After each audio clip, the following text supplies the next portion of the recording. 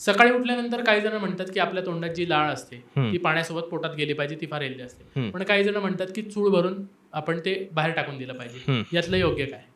Right. तर आयुर्वेदानुसार हे खूपच चुकीचं आहे की सकाळची लाळ हे पोटात मुद्दामून ठरवून घालवणं. बर. झोपेत तुमची लाळ गेल्या जात असते, तो नैसर्गिक ती क्रिया आहे, त्याला आपण काही करू शकत नाही. पण सकाळी उठल्यावर पहिलं काही करायचं आहे तर ते पहिले तोंडच घासायचे, दातून करणं ज्याला आपण म्हणतो. ओके. तर त्याची सुद्धा वेगवेगळी ठराविक झाडं आलेली आहेत की ज्याच्या काड्यांनी तुम्ही दातून केलं पाहिजे. तर ते दातून केल्याशिवाय तुम्ही पाणी पण प्यायचं नाही. कारण तो जो दुष्ट कफ म्हणलेला आहे आयुर्वेदात की खराब प्रकारचा जो कफ निर्माण होत असतो तुम्ही सलग 8 तास झोपलेले असल्यामुळे, तर तो बाहेर पडल्याशिवाय काहीही तुम्ही इनपुट दिला तर तो त्या अन्नाबरोबर किंवा पाण्याबरोबर आत जाणार आहे. हो. तर आयुर्वेदाचं ह्याचं एकदम कॉन्ट्रडिक्टरी ओपिनियन आहे की सकाळची लाळ ही बाहेरच पडली पाहिजे, ती पोटात गेली नाही पाहिजे. ओके. म्हणजे खूप जण हे चुकीचं पाळत असतील. मे बी मी पण असंच रील्समधनं कधीतरी ऐकलेलं. मी सकाळी उठलो की पहिले कोमट पाणी घेऊन पोटात घेतो. राईट मग राईट. ते आता बदललं पाहिजे. हो. बरं, ठीक आहे. आपण चूळ भरली, ब्रश केलं, येस. त्यानंतर पोटात सगळ्यात आधी काय गेलं पाहिजे? वेगळे मला हे सांगा की काय गेलं पाहिजे पोटामध्ये? राईट. तर आयडियली तुम्ही खूपच चांगलं रुटीन पाळत असाल आणि तुमच्या डायजेशनला काहीच इश्यू नसेल तर तुम्हाला ब्रश करण्याच्या आधीच किंवा ब्रश करण्यानंतर लगेचच तुम्हाला मोशनला जायला लागेल आणि त्यानंतर खाल्लं तर ते सगळ्यात बेस्ट आहे. तसं जर होत नसेल तर सगळ्यात पहिले म्हणजे तुम्ही एकतर गरम दूध पिऊ शकता.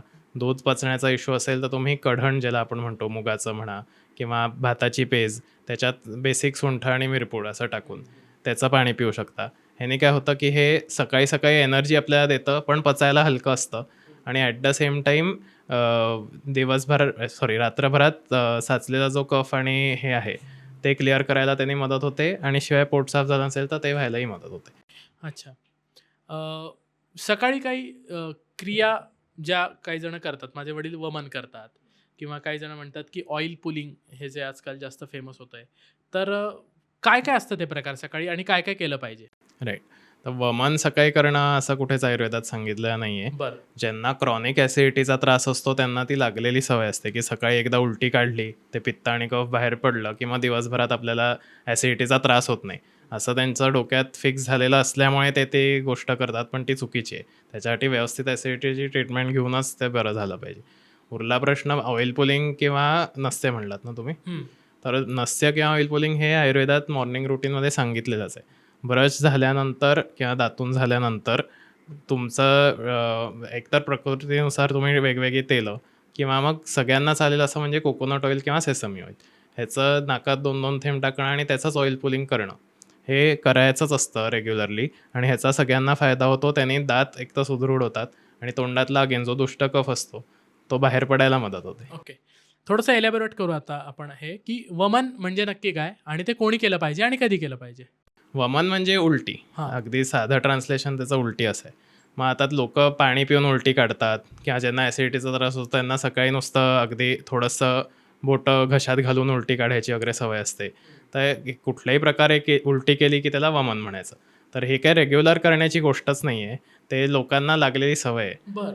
तर वमन हा शेड्यूलमधला पार्ट असूच नाही शकत आणि असलाच नाही पाहिजे. एक पंचकर्मातला एक उपचार म्हणून वमन केलं जातं, पण त्याच्यात तुम्हाला ठराविक औषधी तुपं 4 दिवस प्यायला लावून मग तो औषधाचा काढा प्यायला लावून मग उलटी काढणं, ते कंट्रोल्ड वेमध्ये ते केलं जातं. ती गोष्ट एक आहे, पण रेग्युलर रुटीनमध्ये वमन करणं चुकीचं आहे. अच्छा. आणि आता तुम्ही म्हणालात की वेगळ्या वेगळ्या प्रकृतीनुसार, वेगळ्या वेगळ्या दोषांनुसार काय काय ते तेलं वगैरे बदलतात. राईट. तर मला सांगा तिन्ही दोष आणि त्या लोकांनी काय काय केलं पाहिजे? राईट. तर आता कसं आहे की बेसिक ज्या गोष्टी आहेत की आता तुमची वाताची किंवा कफाची प्रकृती असेल तर तुम्ही नस्य आणि ह्याच्यासाठी ऑइल पुलिंग ज्याला गंडूश म्हणलं आता आयुर्वेदात, तर त्याला तुम्ही तिळाचं तेल वापरणं जास्त प्रेफरेबल आहे over coconut oil. On the other hand तुमची पित्ताची प्रकृती असेल तर तुम्ही कोकोनट ऑइल वापरणं जास्त प्रेफरेबल आहे. तर असे छोटे छोटे बदल पण असतात आणि जर तुम्ही काही मेडिकेटेड ऑइल वापरत असाल तर ते तुम्ही डॉक्टरांना वैद्यांना कन्सल्ट करून हे घेऊ शकता. अच्छा. आत्ता आपण सकाळी 6ला उठून 7 पर्यंत जे करायचं तिथेच आहोत अजून. yes. ठीक आहे. या पहिल्या तासात लोक काय काय चुका करतात की ज्या टाळल्या पाहिजे पण त्या नेहमी होतात लोकांकडून? कुठल्या Right. कुठल्या तुम्हाला वाटतात चुका? तर आता ह्याच्यात 2-3 मेजर गोष्टी आहेत. आता जसं योगा आणि प्राणायाम आणि ह्याचा सगळ्याचा ट्रेंड वाढलेला आहे. तर लोक उठल्या त्यांचं पोट साफ झालेलं नसतं किंवा मग उठल्या चहा दूध कॉफी काहीतरी प्यायलेलं असतं, मग त्यानंतर मी कपालभाती करतो वगैरे असं बरेच पेशंट सांगतात की मी सकाळी 7 वाजता चहा पितो आणि 7:30 वाजता योगा आणि प्राणायाम करतो. तर हे सगळ्यात चुकीचं आहे. योगा आणि प्राणायाम ह्या गोष्टी उपाशी पोटीच करण्याला योग्य आहेत.